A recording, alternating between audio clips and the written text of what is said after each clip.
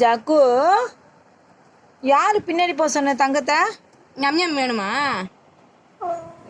ஏன் தரணும் உனக்கு? ஜாக்கு, ஜாக்ஸ் பாரோ ஏண்டா சந்தில் வருமாடா அது? ஜாக்குக்கு என்ன வேணும்? வேணுமா? தள்ளுங்க, சந்தில் வைப்பா. அடி வாங்குவேன். பரவாயில்ல, திட்டு வாங்கிக்கலாம் குழந்தைக்காக. டேய், எதனா பூச்சி கிச்சு வர போகிறாங்க. என்ன ஜாக்கு? மம்மு மாமா சாப்பிடுங்க.